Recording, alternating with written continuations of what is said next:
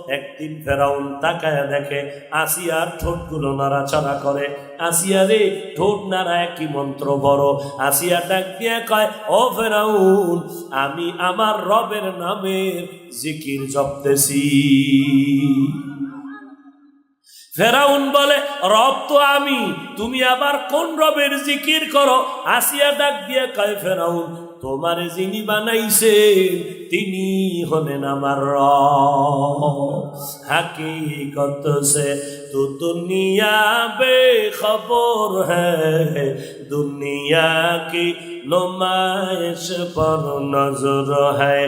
Nomi Guam কে আজ দুনিয়া জুদা বাস বহরকার কে বাসিবা খোদাবাস। ভাইরা আবার এবার ফেরাউন বলে, আসিয়া ফিরে যাও। আসিয়া ডাক দিয়ে কয়, রে ফেরাউন, ভয় দেখাইও না, আমি একটা নারী, তবে ঈমান আমার দুর্বল মনে করিও না।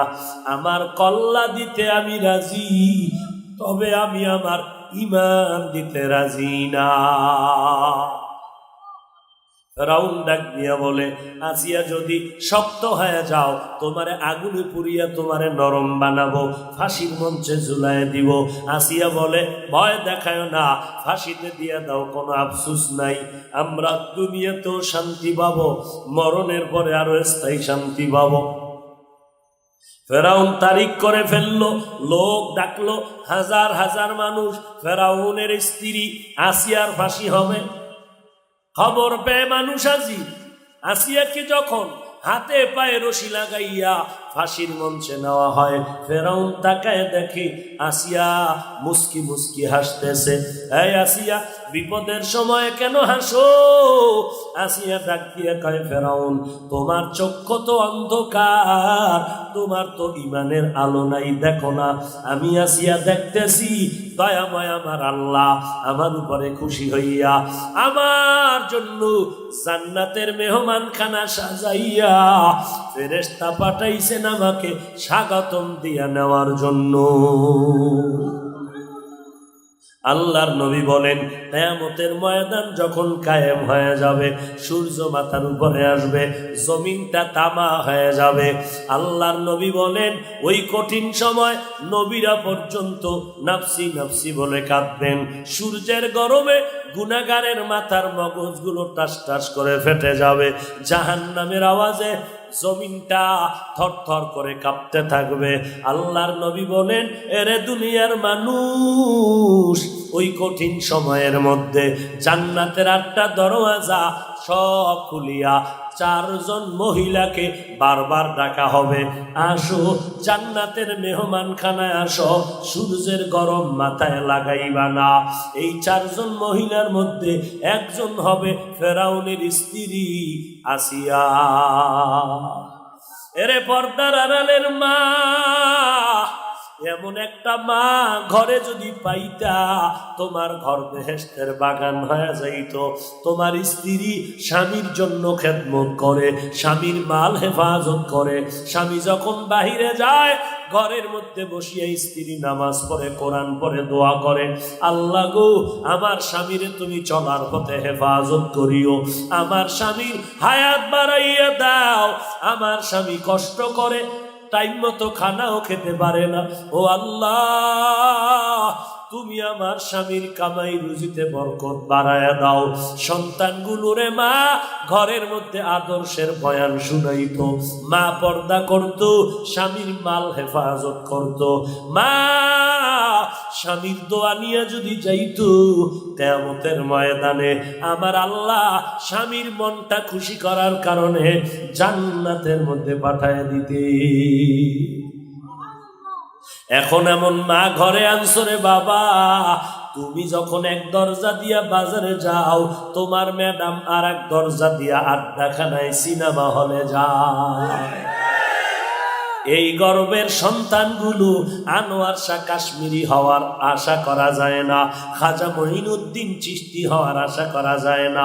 এই জমিনে যত ভালো ভালো সন্তান জন্ম নিয়েছে, দুনিয়ার লাইনে ডিসিএস পিআইজি কোটি টাকার মালিক ভদ্র সন্তান দেখো, প্রফেসর, ইঞ্জিনিয়ার, ডাক্তার, যত ভালো মানুষ দেখো সব হলো ভালো মায়ের আদর্শের কারণে। এরে নবীর উম্মতের দল, হাসরের ময়দানে কেমন কঠিন মুসিবত।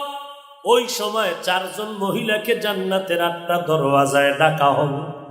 একজন হবে আসিয়া, আর একজন হবে ঈসা নবীর মা মারিয়াম আলাইহিস সালাম। যেই মারিয়ামের উপরে এত অত্যাচার করলো কওমের লোকেরা, এমন আঘাতের উপরে আঘাত, আল্লাহর উপরে ধৈর্য ধারণ করেছিল। হাসরের ময়দানে বলবে, মারিয়াম আসো, জান্নাতের মেহমান খানা রেডি হয়ে আছে। তৃতীয় যিনি হবে মায়ার নবীর স্ত্রী খাদিজাতুল কুবরা রাদিয়াল্লাহু তাআলা আনহা। কেমন খাদিজা জাননি? আম্মা জানা আয়েশা বলেন, আমি মাঝে মাঝে দেখতাম আমার হুজরায় বসিয়া নবী গুনগুন করে কান্না করে, আর রুমাল দিয়া গামছা দিয়া নবী চাদর দিয়া তার চোখের পানিগুলো মুছতে থাকে।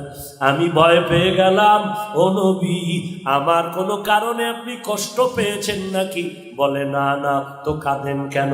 নবী কয়, আয়েশা, আমার খাদিজার কথা যখন আমার মনে পড়ে আমি চোখের পানি ধরে রাখতে পারি না। কারণ আয়েশা, তুমি বুঝবা না, তুমি আমার সুখের সময়ের বিবি, আর খাদিজা আমার দুঃখের দিনের বিবি। যেই সময় মক্কার মধ্যে আমার ঘর নাই, বাড়ি নাই, আমার মা নাই, আমার বাবাও নাই, ওই কওমের লোকেরা শিয়াবে আবু তালিবের মধ্যে আমি মুহাম্মাদের 3 বছরের মতো বন্দি করে রাখছে। পানিও দেয় নাই, খানাও দেয় নাই, আমি গাছের পাতা খাইয়া আমি জীবনটা কাটাইছিলাম রে আয়েশা। আমার বন্দি জীবনে খাদিজার উপরে কোনো বন্দি কোনো আক্রমণ ছিল না। আরবের সবাই খাদিজার উপরে ভালো ধারণা রাখত, কিন্তু খাদিজা আমার স্ত্রী হওয়ার পরেও, তার কোনো বাধ্যবাধকতা না থাকার পরেও, তিনি আমার মোহাব্বতের টানে ওই শিয়াবে আবু তালিবের মধ্যে আসিয়া আমি নবীর সাথে দিন কাটায়, আর গাছের পাতা খাইয়া খাইয়া জীবন চালা। খাদিজা আরবের বড় ধনী, তার সব সম্পদ আমারে হাদিয়া দিয়ে দিল। আমি খাদিজার কথা মনে পড়লে চোখের পানি রাখতে পারি না। কিয়ামতের ময়দানে জান্নাতের 8টা দরওয়াজার ফেরেশতারা খাদিজাকে ডাকবে, আসো, জান্নাতের মেহমানখানা তৈয়ার হয়ে আছে। 4 নাম্বার নারী নবীর কন্যা ফাতেমা রাদিয়াল্লাহু তাআলা আনহাকে আল্লাহ ডাকবেন, ফেরেশতারা নাও জান্নাতের দরজা খুলিয়া ভেতরে ঢুকায়া দাও। কেমন ফাতেমা, যার মরণের পরেও তার লাশটা পর্যন্ত দুনিয়ার কোনো বেগানা দেখতে পারে না। আর আমাগো আম্মা জানেরা, মানুষ জানো ইচ্ছা করিয়া তাকায়, আর তাকাইলে জানো এক পলক দিয়া থাকে আর চোখ ফিরাইয়া না নেয়, সেই আকর্ষণ তৈরি করার জন্য বেশ্যা হইয়া রাস্তায় নামে, বেশ্যা হইয়া রাস্তায় নামে।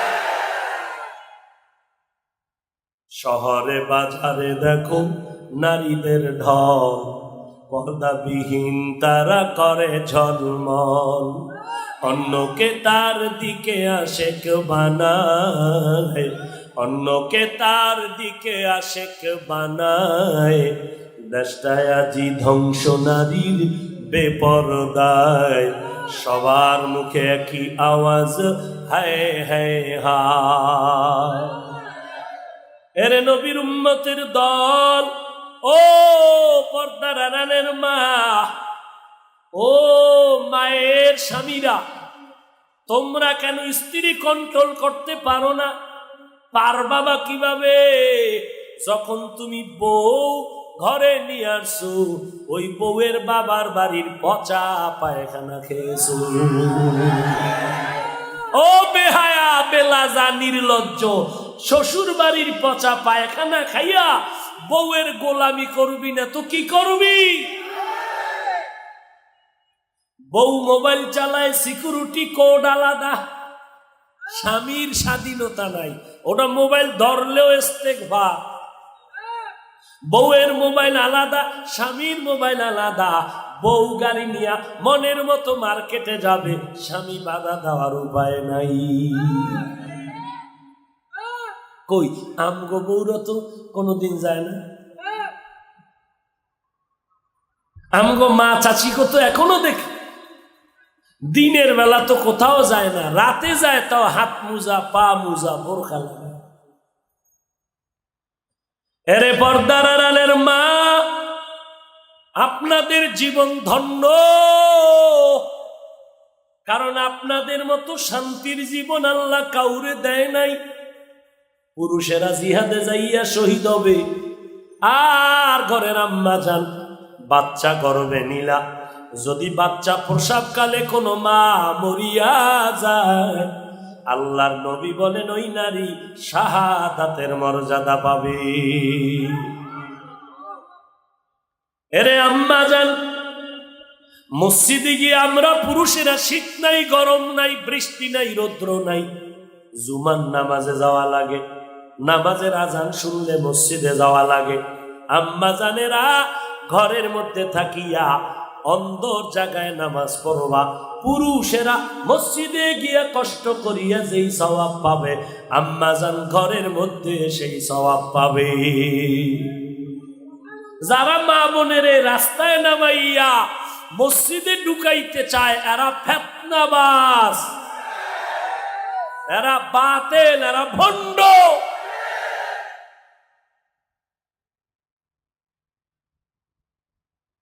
মা বোনদের শরীর নরম, এরা থাকবে ছায়ার ভিতরে, এদের শরীর যেন রৌদ্র তাপ লেগে শক্ত না হয়। কারণ এরা মা, শুধু মা না, এরা শুধু স্ত্রী না, এরা গোটা জগতের জন্য আদর্শ মডেল। মায়ের আদর্শ শিখবে সন্তান, আর সন্তান যদি আদর্শওয়ালা হয়, আমার আম্মা জানের অবদানের কারণে এক সন্তানের আদর্শ দিয়া গোটা জগৎ আলোকিত হবে।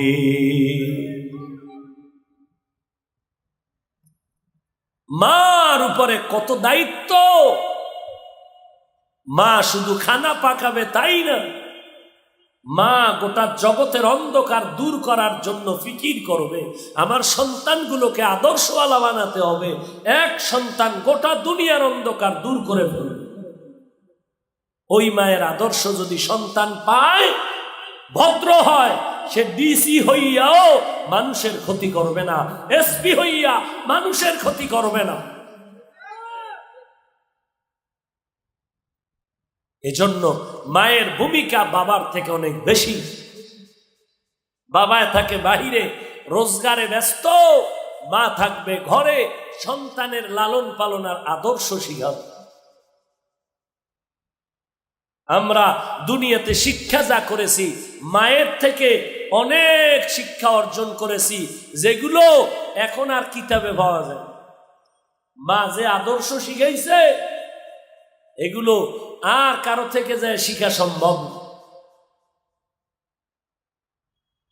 কেমনে খানা খাইতে বসবো, খানার লোকমা কেমনে দিব, খানা কিভাবে মাখবো, বসার আদব কি, মা শিখাইছে।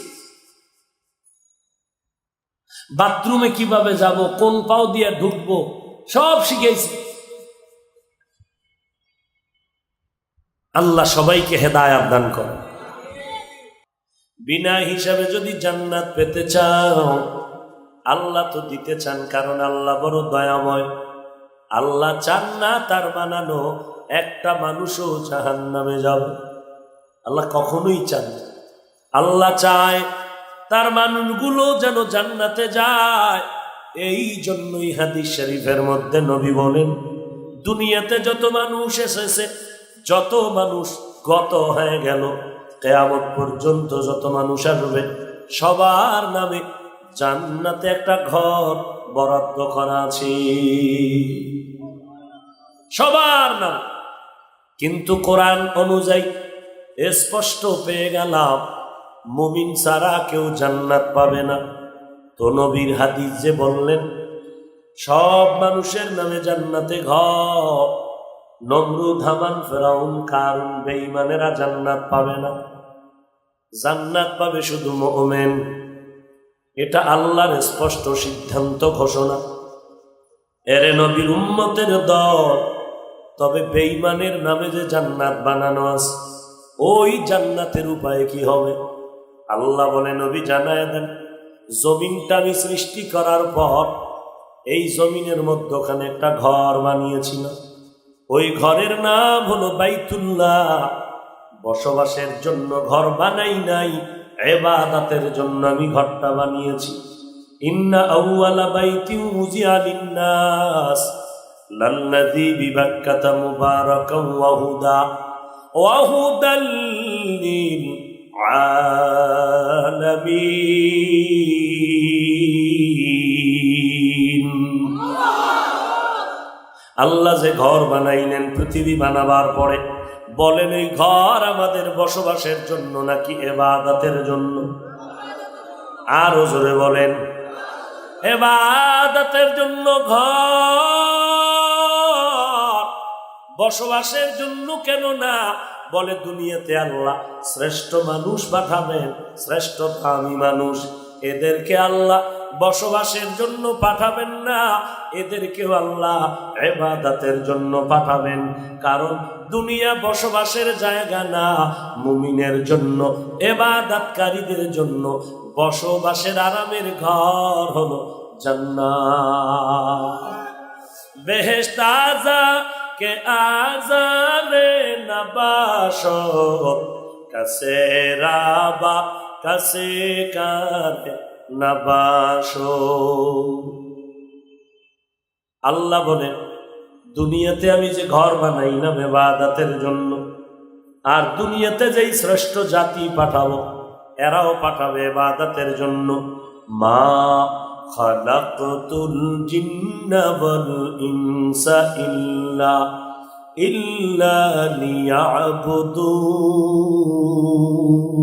লিয়াবুদুন।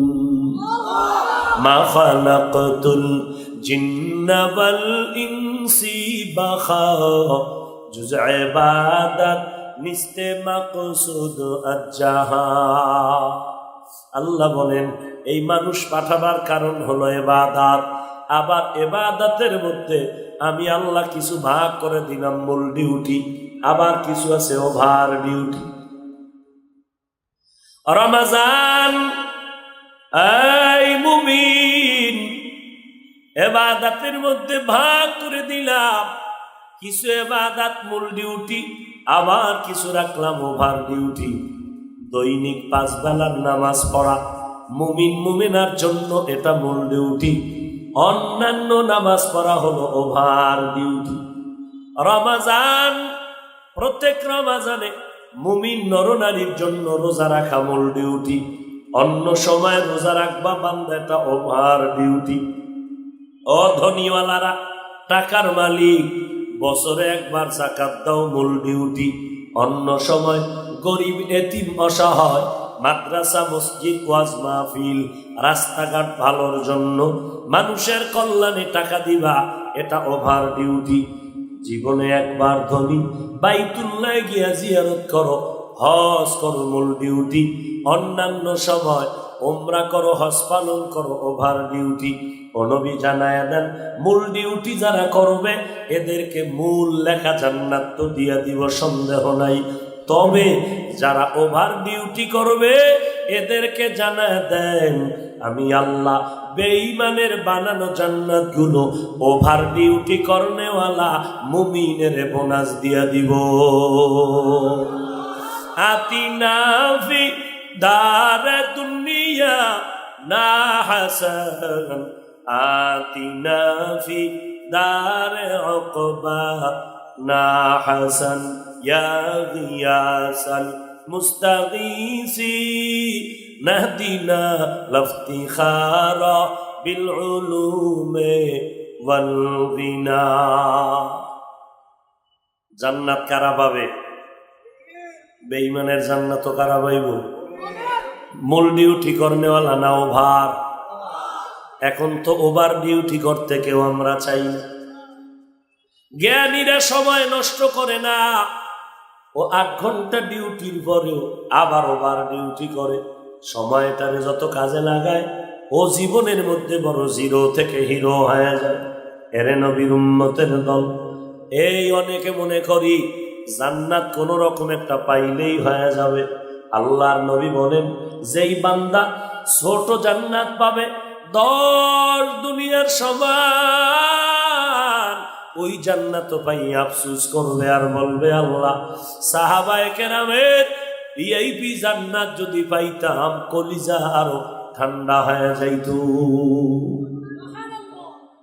10 দুনিয়ার সমান জান্নাত পাইয়াও আফসোস করবে, ভিআইপি জান্নাত যদি পাইতাম। আফসোসের শেষ হবে না। এরে নবীর উম্মতের দল, জান্নাত শুধু মুমিন পাবে, আর কেউ পাবে না। এখান থেকে আর একটা উপদেশ আমরা নেই, কানসুক করলে হবে? প্রত্যেকটা কথার থেকে নিজের কিছু অর্জন করতে হবে। কি? জান্নাত পাবে শুধু মুমিন। এবার আমগো দেশে বড় বড় দামি দামি কিছু দরবার শরীফ আছে। ওই দরবারওয়ালারা সাইনবোর্ড লাগাইয়া হিন্দুদের ডাকে, বৌদ্ধদের ডাকে, খ্রিস্টান ইহুদিরে ডাকে, আর বলে বাবার দরবারে আসো, কালেমা পড়া লাগবে না।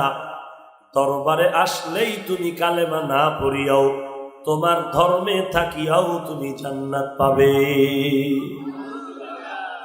নাউজুবিল্লাহ। না, এই কথার দ্বারা প্রমাণ এরা বাতিল। এই দরবারওয়ালারা কি? বাতিল। জান্নাত পাবে কারা? শুধু মুমিন, আর কেউ না। আর ওই জান্নাত আল্লাহ চান মুমিনকে বিনা হিসাবে দিবেন। আর বিনা হিসাবে জান্নাত যদি পেতে হয়, খাঁটি মুসলমান হইয়া মৃত্যুবরণ করতে হবে। আর খাঁটি মুসলমান হওয়ার জন্য আপনার আমার করণীয় হলো এই কলবটাকে গুনাহমুক্ত করে নাও। গুনাহমুক্ত জীবন তৈরি করে নাও। আর গুনাহমুক্ত যদি চাও, একটা মেডিসিন লাগবে, যেই মেডিসিন ছাড়া গুনাহমুক্ত হবে না। ওই মেডিসিনের নাম হলো তাকওয়া। এই পর্যন্ত সব মুসলমান মেনে নিছে। এবার সামনে যেই কথাটা জরুরি, এইটা অনেক ভদ্রলোকেরা মানবে না।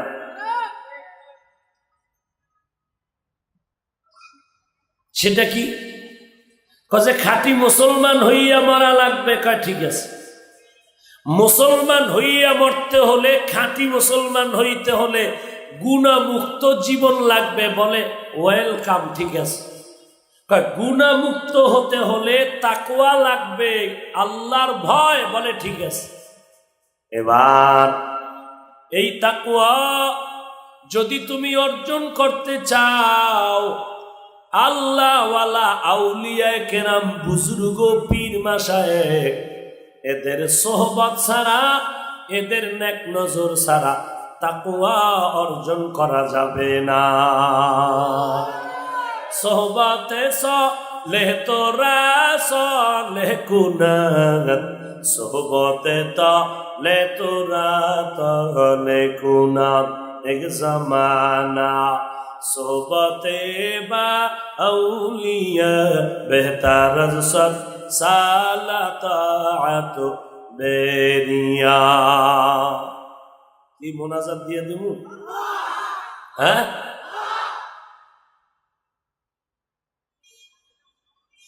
আল্লাহ সবাইকে কবুল করে। ধৈর্য আসেনি? এমনি আমাদের মাদ্রাসাগুলো, বিশেষ করে কওমি মাদ্রাসা, কঠিন ব্যস্ততা, পরীক্ষা চলতেছে, কথা ঠিক না? এরপরে আজকের এই প্রোগ্রাম, আজকে দুপুরে নাকি অনুমতি হয়েছে, কারণ এত মানুষ এক জায়গায় হয়ে যদি আবার কোনো দিকে দৌড় দেয় তো ভয় আছে না, বহু চিন্তার বিষয়। আর যে রক্ত গরম আঙ্গুর, সুদ খাইলেও তেল পরিষ্কার, আছে না? এই কোয়ালিটির মানুষই তো বেশি। দাড়ি নাই, টুপি নাই, নামাজ নাই, এরপর এরা সুন্নি। আর আমগো দাড়ি, টুপি, পাগড়ি হালাল সব ঠিক আছে, এরপরও আমরা আশেক রসুল হতে পারি না। গাঞ্জাখোর, মদখোর, সুদখোর, দাড়ি কামানেওয়ালা এরা আশেক হয়ে গেছে, আছে না নাই? অথচ সুদখোর কি এই কথা জানে না যে অল টাইম তার মায়ের সাথে জিনার গুনাহ করে? ওই সুদখোর, অল টাইম তোমার কবিরা গুনাহ লেখা হয়, গর্ভধারিণী মায়ের সাথে জিনার গুনাহ লেখা হয়। এটা কি আমার বাবার কথা? লজ্জা থাকলে সে কিভাবে হারাম খায়? তো লজ্জা নাই।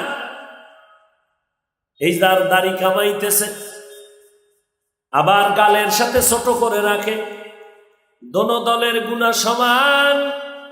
24টা ঘন্টার সেকেন্ডে সেকেন্ডে কবিরা গুনাহ লেখা হয়। মোনাজাত তওবা, কোন মোনাজাত আল্লাহর কাছে কবুল হবে না। খাঁটি মুসলমান হইয়া যদি মরতে চাও, গুনাহমুক্ত জীবন লাগবে। গুনাহমুক্ত জীবন যদি চাও, আল্লাহর ভয় তাকওয়া লাগবে। আর তাকওয়া অর্জনের একমাত্র জায়গা আল্লাহওয়ালাদের সোহবত। খাঁটি আল্লাহওয়ালার বন্ধু হয়ে যাও।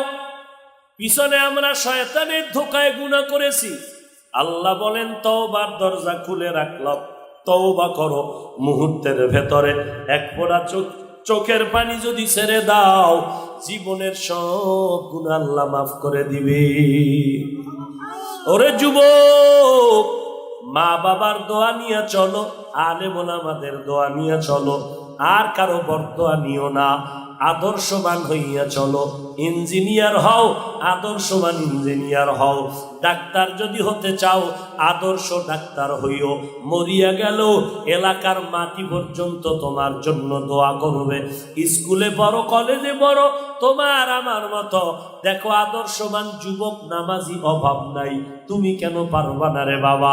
তোমার আমার মতো বান্দা চাকরি করে, ব্যবসা করে, হারাম খায় না, নামাজ ছাড়ে না, দাড়ি কাটে না, তুমি কেন পারবা না?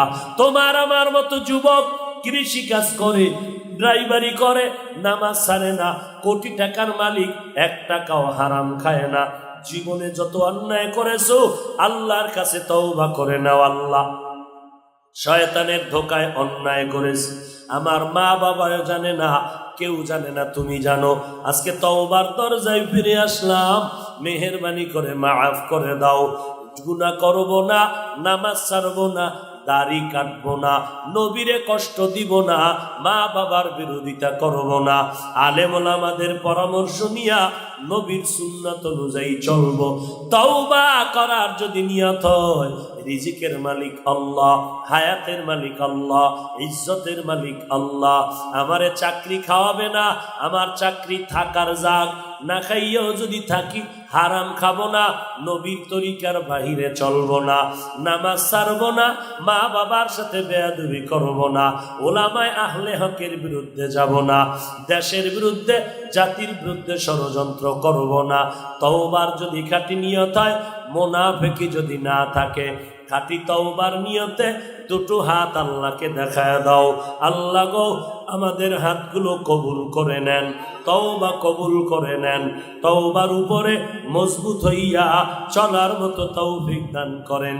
আলহামদুলিল্লাহি রাব্বিল আলামিন, ওয়াসসালাতু ওয়াসসালামু আলা সাইয়্যিদিল আমবিয়াই ওয়াল মুরসালিন ওয়া আলা আলিহি ওয়া আসহাবিহি আজমাইন।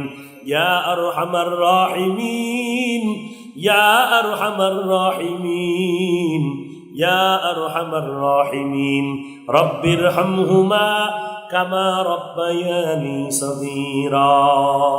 ও দয়ার মালিক, নুরানি তালিমুল কোরআন এই সম্মেলনে আমরা হাজির হয়েছি, মেহেরবানি করে আপনি আমাদেরকে মাফ করে দেন, আয়োজনকারীদের কবুল করে নেন।